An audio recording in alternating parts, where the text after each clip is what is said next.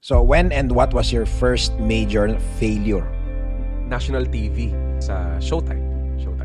Okay. So, National TV to, naka-air, ha? Live. Kung saan sa tingin mo magaling ka, yun yung ituloy. Doon ka mag-focus. Doon ka mag-focus. Tapos make sure na mag-i-enjoy ka. Pag hindi ka nag-enjoy, sunod dyan burnout. Passion or profit? Nangyari sa akin, yung passion ko is naging profitable. So pwede palang magkasama? Pwede. Hindi ka naman mag-enjoy pag wala kang pera, eh. Oo. Lakasan ng loob, eh.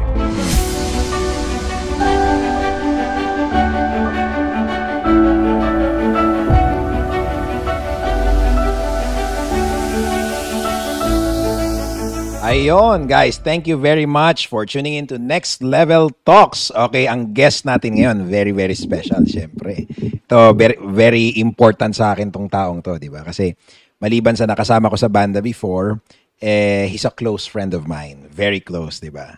Nakasama ko po siya way back sa De La Salle, when we put up the official band of De La Salle Dasma, yung La Salle and Pop Band. During the time, kami yung seniors niya. And then nakapasok siya doon. Dati hindi pa nga kagalingan yung skills niya. Ilang beses siya na pending. Ilang beses siya na hold, eh. Ako mismo nagsulat hold. 2 beses siya nag-apply hanggang parang, sige, tanggapin na lang natin kasi mabait naman. Parang gano'n. Pero hanggang naging mentee ko siya before, hanggang as we went along, siya kinarir talaga niya yung pagbabanda. Ako naman, nalinya na sa pagnenegosyo. And then right now, doon mo mapuprove na kahit sa anong field, sinabi rin niya, narinig ko sa training niya, na in every field, it's all about 70% attitude, 30% skills. And ngayon, isa na siya sa pinaka-prominenteng pianista sa buong Pilipinas. Ang galing, di ba? So, wag na natin patagalin, guys. Let's welcome Kim Lopez! Ayun. Thank you, Kim. Thank you ulit. Magandang araw sa inyo lahat. Thank you ulit. Pao. Ayun. So, sige, simulan na natin, no? Para sa mga listeners, kasi marami naghihintay dito. I think meron pang 3-4 na nag-message sa akin. Kinausap talaga ako personal. Tinawagan ako na Kuya Pao, kailan ba marirelease yung Spotify nyo kasi gagamitin ko yung pangpatulog? Yung pangpatulog talaga. Yung boses ko kasi talaga yun. Ay, sexy daw. Okay. Bedroom voice. Para sa mga hindi nakakakilala, sino nga ba si Kim Lopez? Ayun, para sa mga hindi nakakilala, marami naman kayo. Ako si Kim Lopez, isa akong musician, isa akong keyboardist, music producer, ano pa ba, band coach, arranger. So, basically, lahat ng ginagawa ko is music-related. Nanggaling ako sa Nasugbu, Batangas, na galing din sa family of musicians. Yung tatay ko, kapatid ko, and yung mga ninuno namin, mga musicians din sila. So, yun. Basically, yun ang ginagawa ko sa buhay ko for, I think, 15 years na. Lampas pa kasi nag-start ako magbanda. Anong dati pa? 14, 15 years old ako eh. So ano na? 45 years na.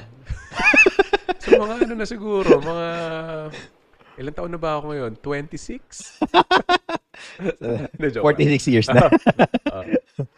So, yun ang background ko sa buhay ko. Okay. So, paano ba nagsimula ang isang Kim Lopez? Ano ba? Yun nga, so influence ng tatay ko. So, since musician siya, keyboardist siya nung nagkakamuwang na ako sa buhay, na namulatan ko siya na keyboardist siya. So, nakita ko na parang asaya nung ginagawa nila. So, yung mga jamming-jamming sa bahay, tapos nagiinuman sila, tawanan sila, tapos ang ganda ng naririnig kong music. Sabi ko, ito rin yung gusto kong gawin. Yun, jamming lang talaga sa bayan, di ba? Hindi. May mga gigs sila doon sa amin sa Nasugbu. Napapanood ko, sumasama ako sa rehearsal, sa mga gigs nila doon. Sumasama ako doon. So, nakikita ko ang saya nung eksena, nung culture na ganun, na parang wala silang problema, tumutugtog lang sila, nagtatawanan. Yun, so doon ako namulat sa kultura na yun. Sabi ko, ito rin yung gusto kong gawin balang araw. Okay. Yun. Nakwento mo dati, di ba, na ano yan, nung unang gig mo, gitarista ka? Gitarista talaga. Nangyari doon is, gitarista ako. Yun talaga yung gusto ko. Hindi ako keyboardista talaga. Napapanood ko yung gitarista ni natatay. Gusto ko yung style ng pagigitara, yung forma, yung tunog. So, gitara ako, nag-start ako 11 years old, nag-aaral ako ng gitara. Ang sabi sa akin nung isa, na kabanda ko, mag-keyboard ka na lang kaya kasi ang dami na nating gitarista. Yung tatay mo naman, keyboardista, may keyboard na kayo sa bahay, magagamit mo yun. Sabi ko, sige na ha. Kahit ayoko, mag-aaral ako mag-keyboard para hindi ako matanggal sa banda. So, yun. Nagpaturo lang ako sa tatay ko ng... Keyboard ni Papa maginat mo? Oo. PSR, Yamaha PSR 400. Yung PSR, buhay pa yun? Buhay pa. Nabaha yun nung bagyong Christine. Pati yung X5D mo nabaha, di ba? Yun yung lumutang. Yung Ang PSR, tibay, parang ano? na-save siya, pero pareho pang working. Okay. Pero paano yun? Paano mo ginawa mo? Pinatuyo mo lang? Pinatuyo. Binuksan mo, syempre nilinis mo yung mga PCB. Blower, ganun. Hindi mo nilinis yung PCB? Contact cleaner lang. Isang pasada lang. Tibay yun. Tibay. Japan. Tapos yung mga power supply, buti hindi nag-corrode. Hindi. Lumubog ba talaga o lumutang lang? Lumubog muna yun, syempre, bago lumutang. Ay, tingin ko nag-float lang. Hindi kasi kapag yung, di ba, kapag baha. Kasi yung LCD nun, pag nagbasa, sira na talaga yun. Hanggat di naman siya lumalampas dun sa hindi siya lulutang. So, nakita na lang ng kapatid ko noon, nakalutang yung X5D. Ang titibay, ano? Sibi mo yung X5D mo, mas nauna pa yung Triton ko, di ba? Oo. Pero buhay pa yung sa'yo. Yung sa akin, buhay pa naman, kaya lang gumagaralgal na eh. Hindi ko na-test ng fully, pero nag-power eh. So, kapag nag-power yun. Hindi mo na ginagamit sa tugtugan yun? Hindi na eh. Parang, i-frame ko na lang yun. Pag pumunta ka sa tugtog ng SB19, dala-dala mo X5D. No? Classic yun. Classic. Alam mo, lumang tao yung may-ari eh. Okay. Parang yung mga M1 dati. Diba? Oo, yun talaga. One time, nag-practice kami nila, Pastor Sol, M1 yung nilabas. Tagal na nito. Jurassic yun. Okay. Sige. Ano yung unang-una mong gig? Unang gig, fiesta sa isang baryo doon sa amin sa Nasugbu. Nasugbu din. Gitarista ka nito? Keyboard na. Yung gig na may bayad 100 pesos yung bayad sa akin. So, parang ano ngayon yan? Parang mga 500 siguro. Parang ganun. Feeling ko hindi naman. Siguro mga 1,000 na yun ngayon. 1,000 na. 1,000 may na inflation. Kasi para sa isang parang beginner band, nakagig na kami ng parang day before the fiesta. Isang baryo doon sa Banilad. Yun. Okay. Yan. Saya. Talaga. Okay. Tapos from there, puro Nasugbu muna yung gig mo. Oo, puro dun lang. Tapos bali nangyari, di ba, after Nasugbu, na-expose ka, bumaba ka, napunta ka ng Lasal, di ba? Oo. Pero bago ako maglasal, may kumuha na kasi sa aking banda doon na mas ahead sa amin, mas senior na banda. Kasi nga konti lang yung keyboardista sa Nasugbu nun. Konti lang yung nag-attempt. Mas marami gitarista, drummer, singer, ganun. Kahit sa Philippine scene, no? Oo. Ilan lang ang pianista yun? Pinakakonti dun sa 4 na main na keyboardista band talaga members. yun. Pinakakonti yun. Maliit lang ang mundo yun. Oo. Siguro kasi una, hindi siya parang nung panahon natin kasi, pag keyboardista parang, ang cliche ng mga tao ay sa simbahan ka tumutugtog. Ganun. Hindi siya parang astig. Astig na nagbabanda tapos keyboard ka. Parang ganun. Tapos, pangalawa is mas mahal yung gamit. Mahal nga gamit natin. Mas mahal. Parang nung wala pa naman yung mga murang keyboard nun, yung mga lumalabas sa brands ngayon na mga mabibili mo sa Shopee na murang-mura lang. Wala pa nun. So, gastos ka talaga na parang budget ka ng mga 30,000. Minimum that time, for an entry level. Para magkaroon ka ng magagamit mo talaga. Ang X5D nun parang sa 20 plus nga di ba? Mga ganun. Parang ganun. Parang yung sa akin, nabili ko siya ng mga 29. Naalala ko. Pag handog sale. Handog sale pa yun. During that time, ang Korg nasa Yupangup eh. Oo. Okay. Sa ngayon, ilang banda na natutugtugan mo? Dami na. Yung mga dinaanan. Dami na. Dati, parang nagkaroon ng Facebook post na parang parang list all of your bands na mga natugtugan. Nilista ko siguro mga ano ba yun? Before pandemic pa to So, parang nasa 60. 60, yung mga nasamahan ko. Tapos, sigurado ako may mga hindi pa ako naisama doon. So, mga plus minus 80 siguro yan, no? Siguro. Almost 100. Before pandemic pa. So, siguro ngayon mga nasa mga 90 na yun. Kung before pandemic. Sa ngayon, ang active na band mo talaga, si Trinidad. Yun talaga. Tapos, karamihan session na. Session na kung kani-kanino. Umiikot ako kung sino kumuha. Ganun. Which is good. Si Trinidad, bali, open naman siya na buti hindi nagsiselos, ano? Actually, sila? Parang sila, ang naging treatment nila dun sa akin is parang kapag meron akong tutugtugan na medyo mas may pangalan, headliner, parang proud pa sila. Talaga? Imbis na ipagdamot nila ako, parang proud pa sila na, uy, si Kim tutugtog kay Arnel Pineda, tapos kung sino man. Parang sila. Hindi sila insecure? Hindi. Parang, importante na. Parang gusto pa nga nila manood, ganun. Talaga. Tapos mas, parang in a way, parang mas lumawak yung network namin na like kay Arnel, nung nalaman niyang may banda rin ako na parang same genre yung tinutugtog, humuhugot si Arnel ng member sa amin. Yung gitarista, nahugot siya, nag-gig kami sa Dubai, mga ganun. So, naging parang naging pinto din siya in a way na yung mga nasasamahan ko, nakakasama ko pa rin yung Trinidad Boys sa ibang project na kailangan. Which is parang give and take yung ganun naman talaga dapat eh. So yun, hindi nila ako pinagdadamot kung sinong gusto ko buha. Hindi naging issue. Oo. Ang ganda na samahan niyo. Ilang beses ko pa sila nabitin. Nung halimbawa, may isa akong gig na ganito. Tapos, ito mali ito pero sobrang understanding din talaga ng mga kabanda ko na yun. Tapos may gig kami na bar gig. Sabi ko, habol ako, maaga matatapos to. Late pala matatapos. Hindi ka na umabot? Yun yung worst. Hindi ako aabot. Or aabot ako second set na nung sa bar. Hindi naman sila nagagalit eh. Wala. Parang alam na nila eh. Alam nilang kailangan ko mag-grind eh. So, alam nilang gano'n. So, intindihin mo na lang kaysa mag-away-away kayo na dahil doon. Intindihan na lang. So, never naging issue yung gano'n sa amin. Paimbayad mo sa kanila pag gano'n? Same, wala nagbago? Hindi nila isang set ka lang, kalahati ka lang. Gano'n lang. Hindi gano'n. Okay. Hindi gano'n. Binibigay pa rin nila ng buo sa akin. Okay. Na lang ako, magpapainom na lang ako. Para pakonsuelo, gano'n. Para kasi magkakapatid na kayo. Oo eh. Parang, ano bang pinag-aawayan namin ng mga yun? Hindi away eh. Parang discussion about technical stuff na... Arrangement. Hindi rin arrangement eh. Halimbawa, yung mga technical problem, halimbawa, yung singer hindi niya makuha yung gusto niyang tunog sa live gig. So, may i-recommend ako, subukan natin tong ganitong mix, subukan natin yung ganitong equipment, tapos hindi niya pa rin magugustuhan. So, yung gano'n lang, hindi siya umaabot ng away. More on parang discussion, parang healthy discussion, healthy meeting, gano'n. Okay. Who and what are your major influences na nag-shape sa'yo? Iba-iba kasi ng parang era, iba-iba ng panahon. So, nung bata, gusto ko talaga... Prog rock talaga mula nung ma-introduce sa akin yung Dream Theater nung college tayo. Yung talaga sobrang ko. Hayok na hayok tayo. Oo, talaga. Sabi ko, to? Grabe. Si Rudes. Angas na angas talaga ako. Sabi ko, ito yung gusto ko. So, parang buong college life ko yun yung ko. Yun lang yung pinapakinggan ko. Yun lang yung gusto ko. Sabi ko, ayoko ng mga ayoko ng mga R&B, ayoko ng mga pop-pop na ganyan. Pero hindi naman tayo makaiwas kasi pop band nga tayo. Pero ako, sa loob ko, lang talaga. Prog lang. Puro Dream Theater or mga iba pang mga prog bands na nakilala ko. Symphony X, Circus Maximus, that time. So, yun lang talaga. Ito, gusto ko ganito ako kaangas. Tapos, nung after college, lumipat ako dito sa Manila. Yun, may mga nakilala pa ako ibang mga musicians. Nagre-recommend sila ng mga listening. Nung unang salta ako dito sa Manila, medyo sarado pa yung utak ko na makinig lang ko kasi hindi, rockers ako eh.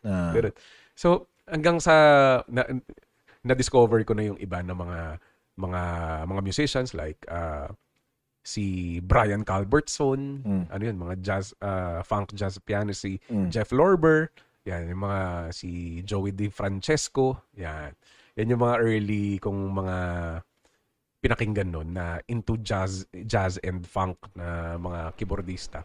Hanggang sa nag-evolve, madami mga lumabas na kung sino-sino. Tapos lumabas na sina Corey Henry, yan yung mga pinapakinggan ko, si Anomaly. Hanggang ngayon, yun. Umiikot lang doon. Yung influence mo na dito sa local scene, nakakasama mo? Mula bata na local, Jay Durias, South Border. Okay. Yun talaga yung respeto ko doon na mula yung lagi ko sinasabi sa kanya mula bata pa lang ako pinapakinggan na kita. Idol na kita hanggang ngayon. Ako South Border boy ako. South Border hanggang ngayon. Talaga. Hindi mawawala yung pagka-idol ko kay Jay mula bata. Hanggang sa naging kaibigan ko si Jay. Nakasama mo na siya? Sa tugtog hindi. Okay. Hindi rin ako papayag. Bakit? Ayoko.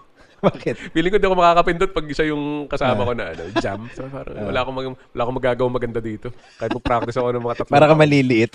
Kahit mag-practice ako mga 3 taon, feeling ko yung pre-practice ko hindi ko siya magagawa. Sobrang galing ni Jay. Napaka-technical kasi niya, no?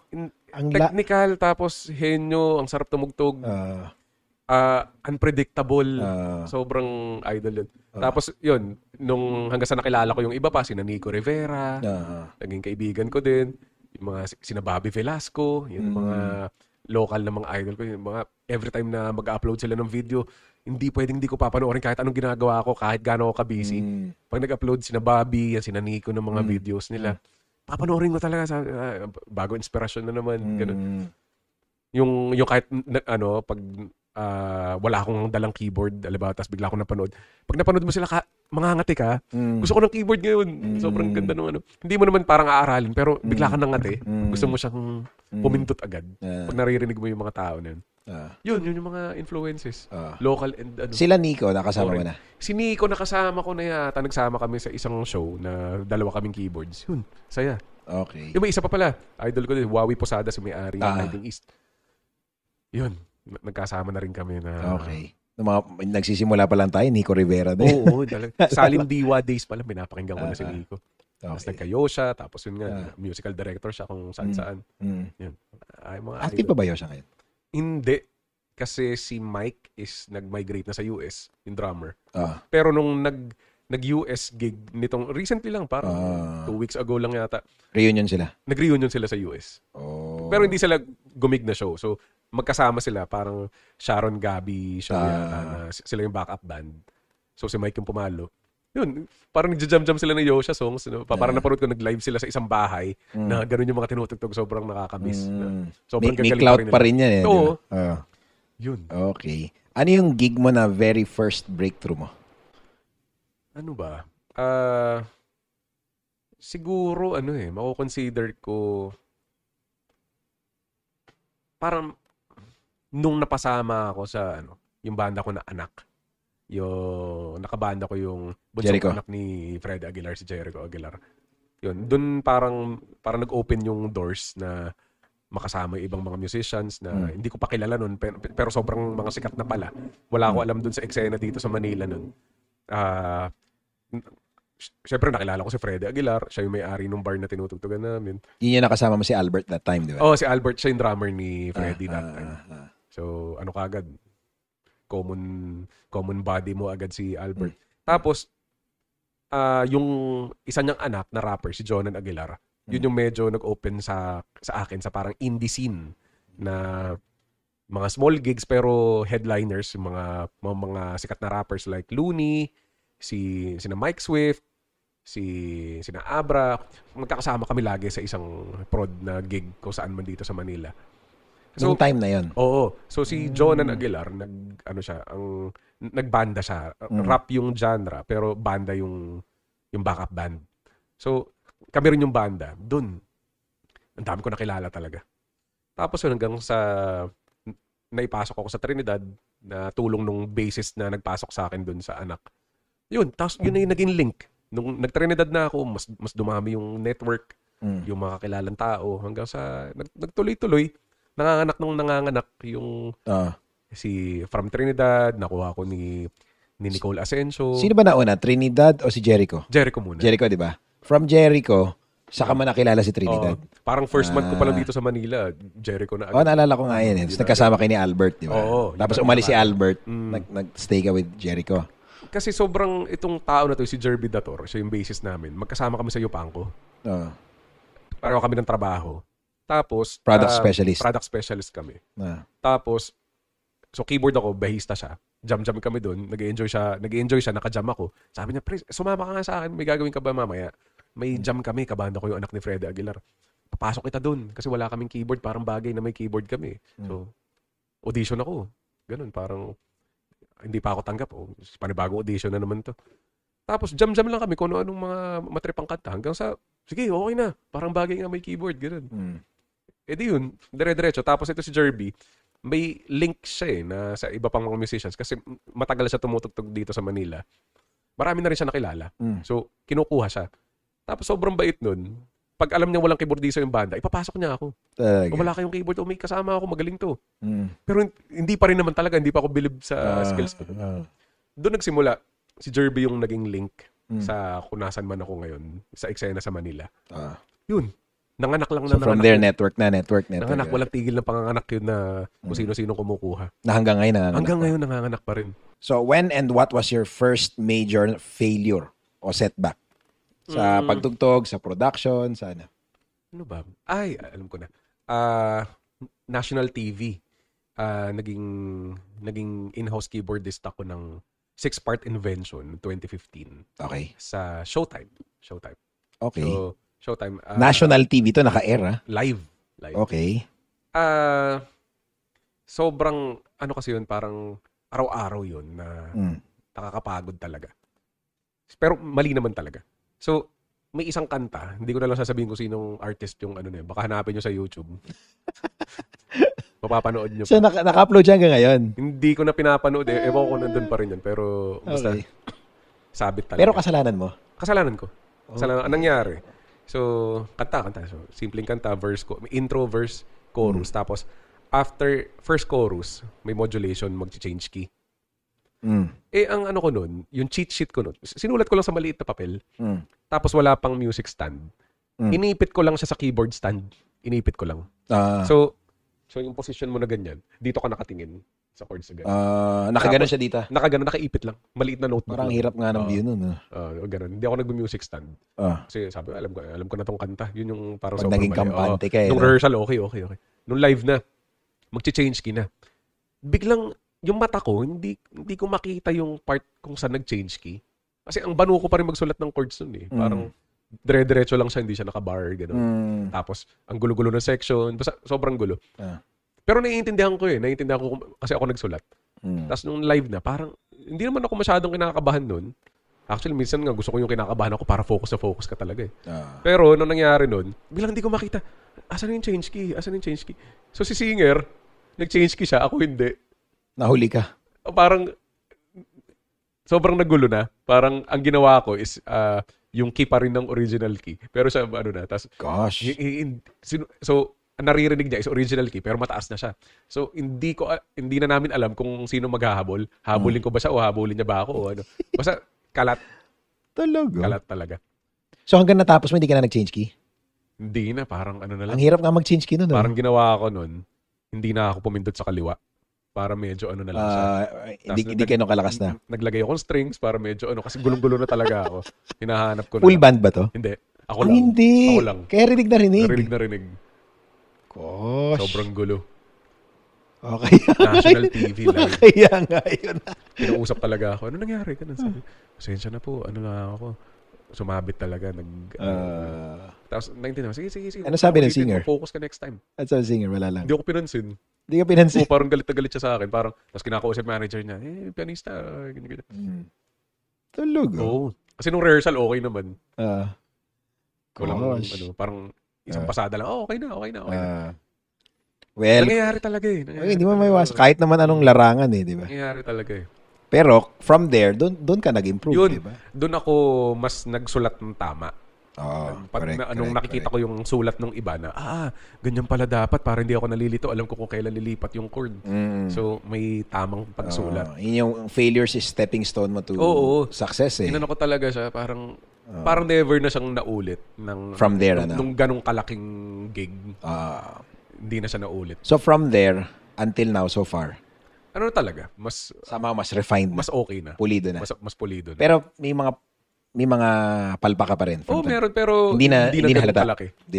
Hindi na ganong ka-big time yung sablay. So, mas big time doon sa dating Ibon sound effects mo. Oo. Lakas pa nun eh, no? Lahat nagtingin. Hindi naman national TV yun, di ba? Yung ano natin nun. Juicy Fruit. Hindi naman yan, di ba? Tapos di pa tayo nanalo doon. Okay. Nakakayaman ba pagbabanda? Financially? Sa case ko, hindi siya yaman na yaman eh. Parang ano lang. Nasustain niya yung needs ko and yung ng pamilya ko. Na hindi naman yung tipong isang kahig, isang tukaka. Pero nasustain niya. Kumbaga yung konting luho ko, nasustain. Okay. Nabili ko na yung gusto kong gamit. Kung, sasakyan. Gano'n. So, pero may mga gig ka ba? Para sa mga iba kasi na gusto mag-pursue ng banda, no? May mga, syempre in your level now, syempre yung rate mo hindi na yung common. Hindi na starter, syempre. Panigurado. Okay lang. Kumbaga yung halimbawa, meron kang isang gig na equivalent siya sa ilang buwang sweldo ng typical kunyari na empleyado. Tama ba? Kasi kumbaga hindi ka fix yung sweldo mo. So kapag wala kang gig, wala kang sweldo. In your case, tuloy-tuloy naman, non-stop. Tuloy-tuloy naman, nag-stop lang nung talaga, COVID. Pandemic. Syempre. Tapos nagsisibali ka na yung mga gigs ng 2021. Nakabalik ako 2022 ng last quarter na. Parang doon tagal, pala ano? nag-umpisa may kumuha ulit sa akin. Okay. Parang yung ano yun, parang panic na ako. Wala, ba't wala nang kumukuha sa akin? Mm. Okay, So, okay. yun nangyari. Pero mula naman noong 2022, Dire-diretso hanggang ngayon, hanggang ngayon. Kumbaga, kunyari, in 30 days, mga ilan ang gig mo? Depende. So, safe na siguro yung ano. 20, ganyan. Mga 10 to 15. 10 to 15. 10 to 15. So, parang kalahati. Oo, parang ganun. Kasi may kailangan pa rin ng time mag-rehearse eh. Di ba? Ano yun, ano, parang average yun na kasi pag ber months, mas dumadami. So, average na yun ng January to December. Okay, pag mga ber months, mga ilan? May mga araw ba na halos araw-araw? Oo, meron talaga. Actually, yung August ko, surprisingly, sobrang... Ghost month pa daw ah. Ghost month, pero Punong-puno yun ka. yung isa sa mga pinaka-busy ko this year. August. Talaga? Oo. So kahit paano nakaipon ka ng... Oo. May pambayad ka ng mga... Ang term nga ni Papa Jackson dyan, nagkukituwa kami ng huli kasi siya naman hosting, di ba? Ah. Kumbaga, yung ber months, it's the time you earn your keep for the whole year. Actually. Di ba? Parang gano'n.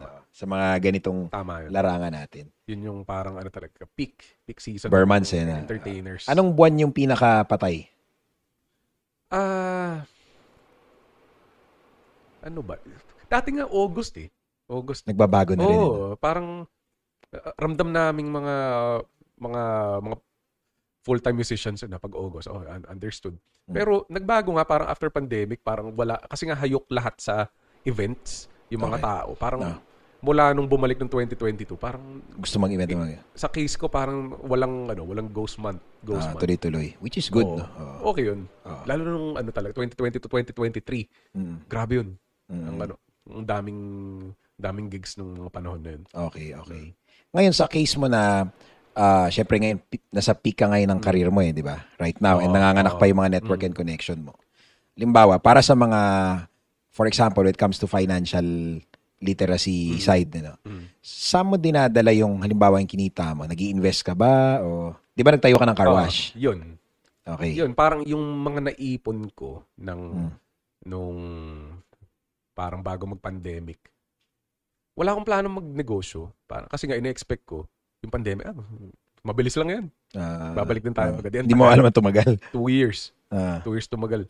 So, napapansin ko, lahat palabas yung pera. Nausap ko yung asawa ko. Lahat palabas yung pera. What if meron namang bakanting lupa dun sa Nasugbu? Inegosyo natin. Kasi hindi pa naman tayo makakapagpatayo ng bahay dyan. Kulang pa yung pera natin. Inegosyo natin. Ano ba yung pwedeng negosyo? Medyo malaki yung lupa.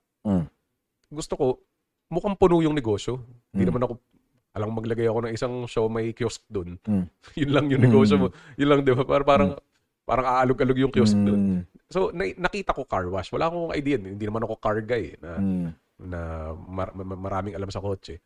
Nakita ko parang car wash yung parang pinakapasok na magagamit mo buong area na hindi siya mukha kakalog-kalog. Tapos maganda. Tapos pwede ka maglagay ng mga pagkain.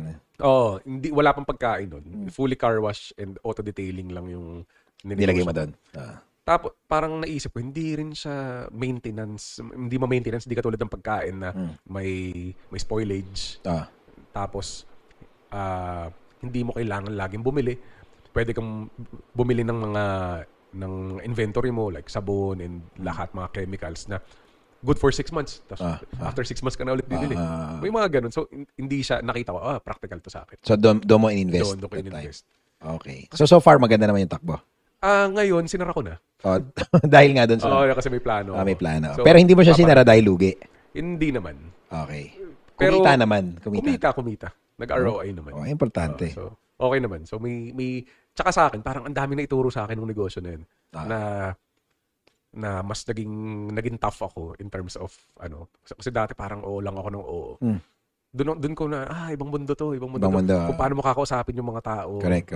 Iba siyang kultura. Kung paano ka makikipag-usap sa customers. Kasi ako hindi ako ignorante sa sales eh. Hindi ako ignorante sa marketing kasi yun yung naging trabaho mo before. So iba. Kung paano mag-handle ng galit na customer. Correct. Ganon. So, ang people dami ko natutunan doon. So, doon pa lang, nakabawi na ako. From the learning pa lang. Correct. Bukod sa kita, yung learning, sobrang dami. Correct. Stepping stone yan. Kung paano mapagod. Kasi tumutulong ako doon eh. Pag nandun ako, hands-on ako.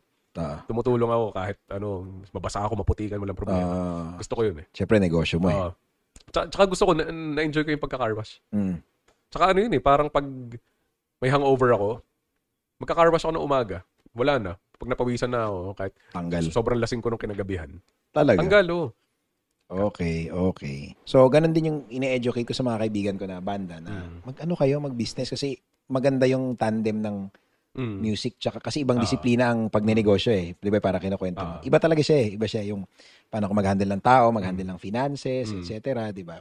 So, pag na-combine mo yun, parang si RJ Jacinto. Parang ganun, di ba? Parang ganun. Sobrang inaano ko yung kino-commend si RJ. Oh. Ang galing niyang businessman. Ang galing, di ba? Ang galing niya businessman. Tapos may sarili pa siyang channel. Tapos meron siyang Jacinto Roof. Oh, di ba? Oh. Ang galing. Tapos pag yung medyo annoying lang siguro for some people, pero every time na makikinig ako ng sa radyo ng RJ, yung mga ads niya and kung paano niya i-deliver yung ang galing. Si chairman yung tawag doon eh. Si chairman. Ngayon meron siya na alam mo ba yung built, may term siya, portable na bahay. Ay, oo. Yung parang niya, parang, just find the place and we'll go to you. Ganun, diba? Parang ready na yung bahay. Ano yun eh, trailer yun eh. Oo. Ang galing nga. Ang galing niya, ang galing na konsepto. Tapos parang, anong tawag doon? Parang earthquake-proof. Diba? Galing. So isipin mo kung meron kang ganong skill, tapos in fairness magaling siya tumugtog. So may mga gitara siya. Yung mga CD kami noon dati, nung bata ako pinapakinggan ng tatay ko. Diba? Kasi yung tatay ko may sa Ventures. So may mga cover si RJ ng mga Ventures. May CD kami. In fairness yung mga gitara niya magaganda. Diba? Parang ganon, diba? Okay. Ano ang dream keyboard mo ngayon? Ni Nord ka na eh, di ba? Siguro, Nord Stage 4. Stage 4. 88. Yun ang... Magkano ba ngayon yun? Siguro mga 300 plus. 300 plus. Mga 340. Parang kapresyo niya yung 8 Phantom 8 ano? Malaga nun. Siguro parang below 300 yata yung Phantom 8, yung flagship. Pero magna-Nord Stage 4 ako. Kasi yun yung parang nakikita kong kailangan ko ngayon. Okay. May mga iba na mas gusto yung Phantom. Phantom 8. Pero kasi may isa pa ako na parang gano'n yung Kronos. So, Kronos, mas parang wala na ako oras mag-aral ng panibago. So malamang pag nag-upgrade ka, Nord Stage 4 na ako. Kasi yun yung parang kailangan ko, tsaka yung tunog, yung feel, yung forma. Okay, dream na gig. International session na tipong Bruno Mars, ganyan, Maroon 5. Yan, gusto ko yan. Or kung saan man, basta medyo upgrade na yung parang, anong tawag doon? Suntok sa buwan ng mga gigs. Yan, yung mga international. Dua Lipa. Sobrang crush ko yun. Pag nakatugtog ako sa kanya, yun yung endgame yan. Sobrang crush ko si Dua Lipa. Tsaka magaling siya. Galing. Tsaka gusto saan ba? US ba si Dua Lipa? US based. Okay. Yung pag natugtugan ko yun, wala na. Endgame. Laglag brief na. Kahit di na ako bayaran. Exposure pa lang. Doon Panalo ka na eh. Dua Lipa. Talaga. Malay mo. Kasi gusto ko yung tugtugan, gusto ko yung mga kanta niya, gusto ko yung pag kumakanta siya, sobrang ang sarap panoorin.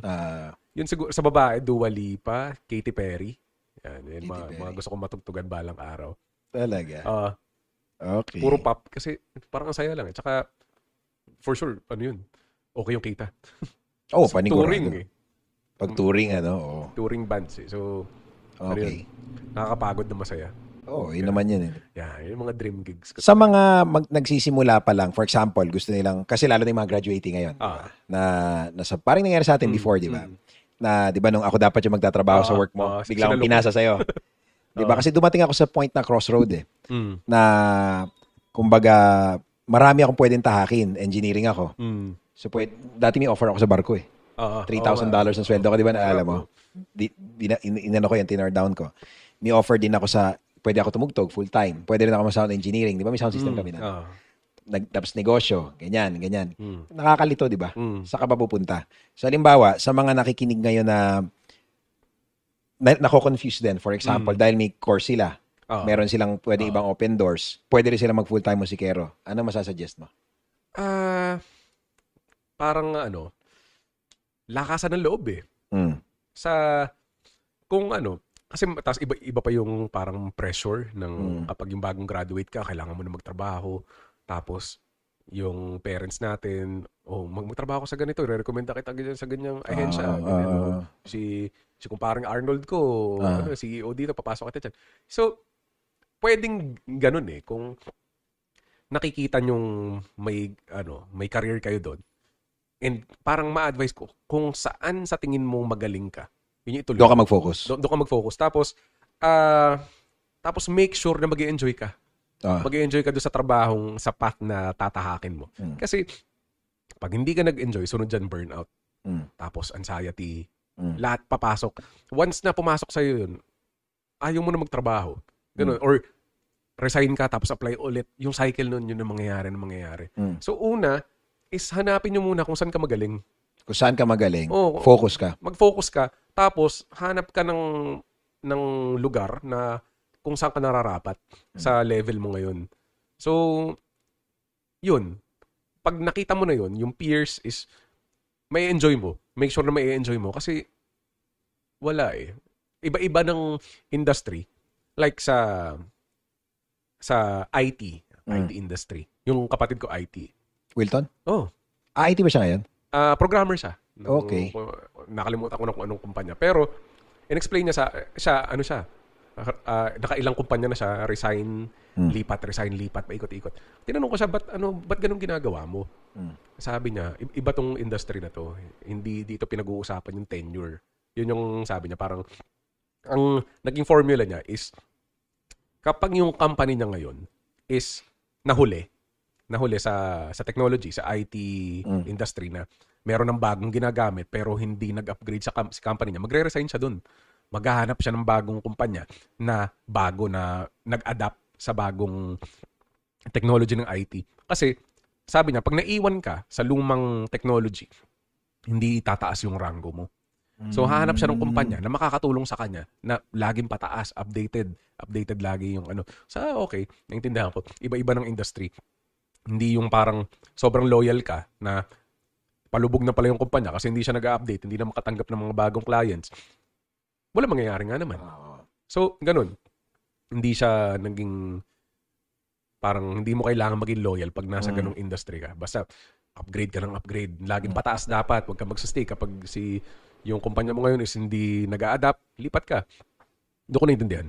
Okay. So, ibig sabihin, kumbaga, sa mga first-timer na mag-i-start pa lang, ang advice mo, focus ka on where you are good at, di ba? Yung kung saan ka nag-excel. Ma-identify mo yan Then, paano for example, marami siyang skill talaga? May mga tao multi-skilled eh. Pero for sure, merong isang nag-excel. Merong isang nakakaangat dyan sa 25 skills mo. Merong isa one or two. Tapos gustong-gusto mo siyang gawin. Doon ka tumutok. Okay. Tapos hanapan mo siya ng profitability, pagkakakitaan. Ganun. Okay. Paano kunyari walang-wala siyang pera? Masasuggest mo ba na, may trabaho ko on the side, let's gagawin mo to? Example lang Oo. Okay yun. Kasi meron kang mai-expect na sweldo mo na pang-sustain doon sa gusto practical mong na gawin. pangkain mo araw-araw. Tapos on the side mo, for example, music, saka mo lang siya gawin na na kapag wala kang trabaho. Nangyari kasi sa akin yan na may regular job ako na day job. Yun nga, sa Yupanco. Yun talaga yung yun yung core ng kita mo. Yung sweldo mo ng 15-30. Tapos, pero gumigig pa rin ako. Hindi ko maiwan yung day job kasi ramdam ko noon na hindi pa ako kayang i-sustain itong mga gigs ko. 7 years after, ibang kumpanya na to, ramdam ko na kaya na. Ito na yun. Kasi dami mo ng gig. Ang dami na. Ang dami ko napapalampas na gig sa magaganda yung bayad. Tinatanggihan mo. Dahil sa work schedule. Okay. Kasi may mga gig na out of town, maaga yung call time, hindi ka aabot. Kasi ang labas mo sa trabaho, alas 6, alas 7 pa. Hindi ka aabot. So, nung sobrang ang taas na nung demand sa akin nung mga gigs. Saka ka na nag-decide. It's time. Jump ka na sa bangka. Alis ka na. Lipat ka na dito. Resignation ka na. Mag-resign ka na. Ito talaga yung gusto kong gawin. Tagal ko nang hinintay ito. Mararamdaman mo yun eh. Yun yung parang mga signal. Pag naano ka na, nanghihinayang ka na dun sa kikitain mo, natutugtog ka na mas masaya ka kaysa dun sa 9 to 6 mo na pasok. Yun na, it's time na. Okay. Yun. Pikit mata na. Oo, bahala na. Okay. So far naman, hindi naman ako binigo nung ano. Pero kinukonsulta ko yan doon sa girlfriend ko dati na asawa ko na ngayon. Tinanong ko siya, sa tingin mo ba kaya ko? Kaya mo yan, kaya mo yan. Iba pa rin pag suportado ka Support, ng partner mo, ano? Tsaka yung pagbili ko ng keyboard ng Kronos, mahal yun eh. Well, mahal yun para sa akin. Hindi, mahal talaga yun. Siguro sa ibang tao, barya lang yun. Pero nung estado ng buhay ko yun, mahal talaga. Tinanong ko siya, sabi ko, sobrang gusto ko tong keyboard na to. Pwede ko bang bilhin? Hindi pa kayo mag-asawa nito. Tinulungan ka In niya. fairness dun sa asawa ko, kapag alam niyang kailangan ko and magagamit ko, i-approve niya eh. Pero yung mga kapritsyo, mga bagay, yung PS5 nga, mula nung nilabas yun, inaawitan ko na sa kanya hanggang ngayon, hindi pa rin niya ako pinapayagan bumili ng PS5. Importante may taga-balance ka. May ganun. So, healthy yung ganun namin tandem. Correct. So, ramdam niya kapag kailangan ko eh, na magagamit ko talaga. Ang dami na kasi, ilang beses ko nang na-prove yun na kapag may nagustuhan akong activity, sports, o kung ano, bili kagad ako ng gamit. Ganun. Snorkeling, bigla akong nagustuhan, bili akong gamit. Tapos ending, hindi ko magagamit. So, naging lesson sa kanya yun. Hindi mo kailangan yan. Maano mo rin. Tapos, bili akong bike. Mas ako ng mga na hindi mo rin nagamit. Hindi ko nagagamit. So, medyo nadala siya sa ganun. Ayun. So, okay yung may ganun kang asawa. Iba yung may tandem, ano. Ang hirap kasi kapag kontra sa yung partner mo yun. Laking factor. Or yung pangit din yung partner mo is oo lang na oo. Ending, wala na kayong pera. Hindi healthy.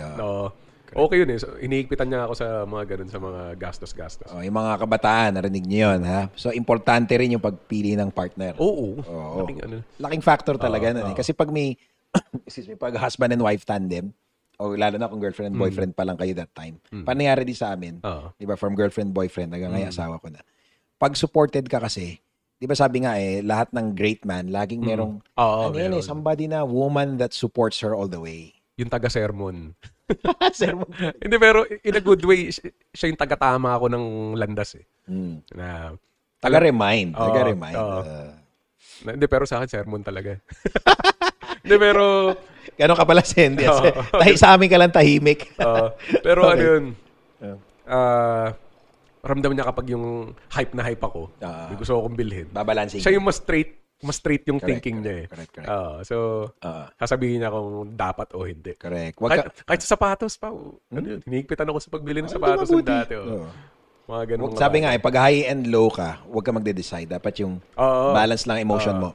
Kasi there's a high risk na magkamali ka ng decision eh. Pag low ka o pag high ka. Diba? Kasi si Sandy, sa tingin ko, phlegmatic siya. Yung ano yun? Di ko alam tahimik siya. Yung hindi siya confrontational, di ba? Ang maganda ka sa mga phlegmatic, 4 ang type ng personality eh. Choleric, sanguine, melancholic, phlegmatic. I think si Sandy phlegmatic, kaya stable person siya eh. Siguro nga. Ganon. So, kaya nakakatulong siya sa decision making. Ganon. Nice. Passion or profit? Nangyari sa akin, yung passion ko is naging profitable. So pwede palang magkasama? Pwede. Kasi nga babalik siya doon na hanapin mo yung trabaho kung saan ka magaling, tapos i-enjoy mo. Correct. Tapos hanapan mo siya ng profitability. Oo. Kasi hindi mo naman siya basta-basta ma-enjoy na hindi ka kumikita eh. Correct. Hindi ka naman mag-enjoy pag wala kang pera eh. Oo. So, totoo lang. So, yun yung naging ko din eh. Yun yung kinamulatan ko na yung tatay ko is yun ang trabaho niya. Kumikita siya na nag-enjoy siya. So, yun din yung nangyari sa akin ngayon na compared dun sa, hindi naman sa parang na wag kayong magtrabaho ng regular na trabaho. Pero ako nahanap ko yung happy place ko eh. Na at the same time is kumikita ako. Okay. Yun. Clear. So, yun lang. Advice ko yung kanina. Pero i-add ko lang din, halimbawa, pag kumikita ka na, ang tawag kasi dyan, active income. When you say active income, kumikita ka lang if you're active. Ang goal nating lahat, kung kaya mong hanapin, yung tinatawag na passive income. Sa passive income, madedevelop mo lang yan sa either negosyante ka or investor ka. Doon lang yan eh. Di ba? ESBI, kung narinig mo yun. Employee, self-employed, business owner, investor. Yung pagigig kasi, pagtutugtog, self-employment yan eh. Hindi ka empleyado. So, ang goal mo, transition into business or investment. Parang ginawa ni Kim, yung kinita niya, tinawid niya into business. Now, ang goal mo yung business mo, maging self-sustaining siya. Para asset, ang tawag doon asset, nagge-generate na siya ng income. Parang umiikot yung pera mo eh. Yung pinagpawisan mong pera, i-invest mo into something, some machinery or money-making something, na yun yung magpuproduce pa ng more money. Yun yung tinatawag na passive income. So, hanggat may lakas ka, hatawin mo kumita. Pero yung kinita mo, i-invest mo agad into assets. Ganon. Para, kasi time will come, hindi na natin kakayanin yung magigig, magtrabaho, para ready ka on that day, Kasi darating sa atin yan eh. Tama. At may mapapamana ka sa next generation. Yes. Diba? So, pwede pala ang passion at profit magkasama. Diploma o diskarte? Diploma o diskarte? Para siyang questionable eh. For example, may anak ka. Yeah, yung sa case mo pa. Ako mag-i-interview sa'yo ngayon. May anak ka, sobrang galing mag-bowling. Let's say, ano siya, kinukuha na siya ng National team. hindi lang national team, sabihin nating Russia. Ah. Ano na siya nag-top siya for example dito sa Pilipinas. Pero ang kapalit nun is kailangan niya na tumigil ng pag-aaral. Anong pipiliin mo? Ihinto mo muna yung pag-aaral, siyempre. If necessary, kung talagang maganda yung kapalit, di ba? Pero sa tingin mo, babalik pa yung anak mo sa pag-aaral? Depende sa kanya. Oo. Ang ganda nung sagot mo, Pao. Ako rin nag-interview, no? Bumalik na din. Bumalik na din. Ang ganda ng sagot mo kasi parang nakaalis ka na dun sa traditional way ng pagpapalaki ng bata. Correct. Kasi lumaki tayo na naka-formula Anak, mag-aral tayo. kang mag-igi. Naka-formula tayo, ganun. So, ikaw, nakikita natin lahat na yung anak mo sobrang galing sa isang craft. Hayaan natin. Kasi yung in diploma, kung halimbawa ako yung ang natapos ko is HR. So, kung ako halimbawa ako yung recruiter, may nag-apply sa akin na nakagraduate ng sabihin na natin magna cum laude versus dun sa na Street smart lang. Na passionate sa ginawa niya pero kaya niya rin gawin yung trabaho. Mas kukunin ko yung hindi nakagraduate eh. Kasi mas maraming experience na to. Nakapunta na to ng iba't ibang bansa nang dahil sa craft niya. Pag binigyan ko to ng trabaho na gusto niya, mas mag-e-excel to ng todo. Kumbaga ito theory, ito application. Oo. So, diploma o diskarte, mas mananaig sa akin yung diskarte. Mas mananaig sa akin yun kasi alam mong gusto niya yung ginagawa niya eh. And mas mag-e-excel yung tao. Mag-e-excel yung tao na nagawin yung trabaho niya pag binigyan mo siya ng trabaho na dapat sa kanya. Correct. So, hindi naman sa dinidiscourage ko na hindi nyo tapusin yung pag-aaral nyo. Pero, mahalaga din yung pag-aaral kasi in a way na ang dami mong matututunan dyan. Dami mong matututunan yung experience pa lang ng buhay kay estudyante. Madadala mo yan habang buhay mo. Okay. Pero kung choice between diploma and diskarte. Diskarte ka talaga. Diskarte ako. Okay. Alam mo ba si Francis Kong, isa sa mga... ang galing yan. 100% diskarte siya. Oo. 100% diskarte. Kung napanood mo isang talk niya.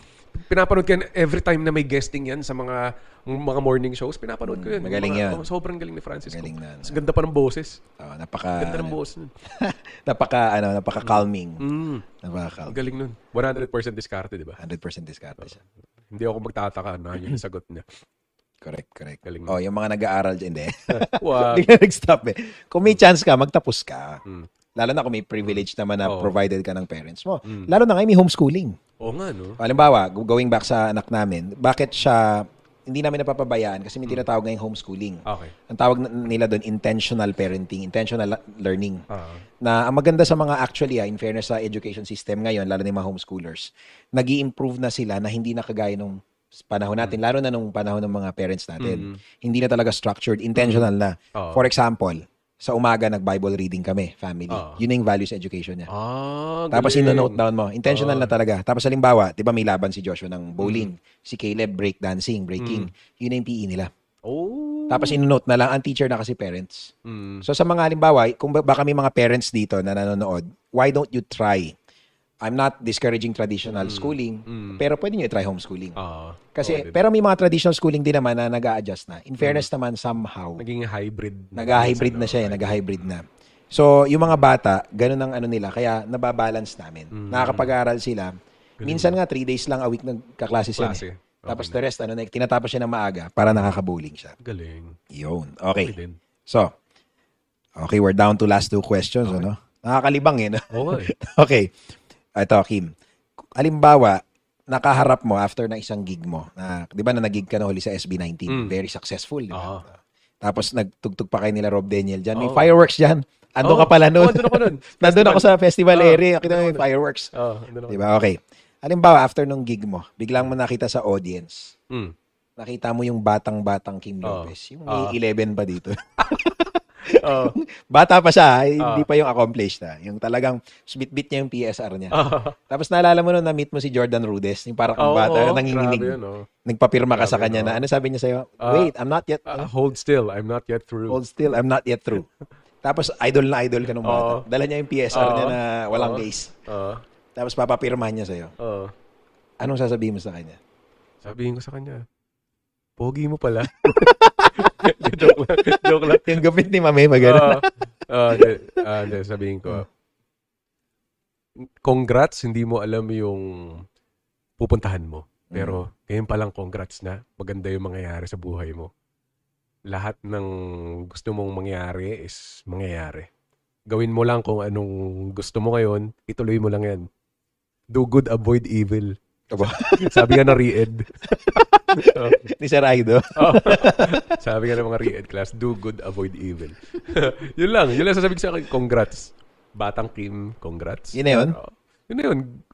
Good job. Yun na kagad. Parang back to the future yung mangyayari na. Yun na yun. Tingin mo, pag nakita mo, may iyak ka. Alin? Yung Batang Kim. Hindi, magagwapuhan lang ako doon.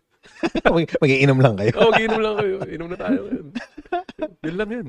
Okay. Yun lang yun. Basta ituloy mo lang. Basta wag mong wawasakin yung yung formula. Yun lang yun. Basta sa akin parang enjoy and trust the process. Yun lang yun. Okay. Yun lang yun. Ina-advise mo sa kanya? Oo. Basta ituloy mo lang. Yun lang yun. Ayun. Kasi yun din naman talaga eh. Yun lang yung advice sa kanya. Maniwala ka sa akin. Yun lang yun. Maniwala ka. Kung pwede lang merong ganong time machine. Oo, di ba? Isa yun. Okay, ayos guys. Pero yung, syempre may struggles, pero easy. Easy, kaya. Ganun. Yun. Okay guys, ang sarap ng kwentuhan. So, alam ko marami kayong napulot kay Kim Lopez. Grabe. Sa mga gustong ma-contact si Kim Lopez, halimbawa baka kailangan nyo ng isang professional na pianista o baka gusto nyo nagtuturo ka, di ba? Coaching, hindi na masyado. Hindi masyado. Parang more on workshop. Tapos yung turo ko is hindi ko kaya magturo ng bata. Mas kaya ko magturo ng mga mukha yung iba kasi yung language ng pagtuturo ng bata. More on ka na mid yung mas workshop na talaga in short. In-encourage ko yung mga marurunong na pagkatapos gustong makita yung kung paano ko ginagawa yung mga ginagawa ko. Practical. More parang ganun. So, okay. Sa mga gusto kang ma-reach, paano kanila ma-reach? Facebook lang. Hanapin nyo ako, Kim Lopez. Instagram, Kim Lofish. Instagram mo, Kim Lofish. Lofish. Okay yan. As in L-O-F-I-S-H. L-O-F-I-S-H. Ayun, nakasulat po sa screen, guys. Nakasulat sa screen. Yung Facebook and Instagram. Madali ako hanapin lahat ng picture ko nakaganon. Yung kanyang Kim Post. Kim Post tawag. Okay. Makikita nyo. May TikTok ka ba? YouTube? Wala. May YouTube ako pero sobrang di active. Open ka ba mag-start ng YouTube channel mo? Siguro. Mga lesson. Consistency is the key kapag ganyan. Correct.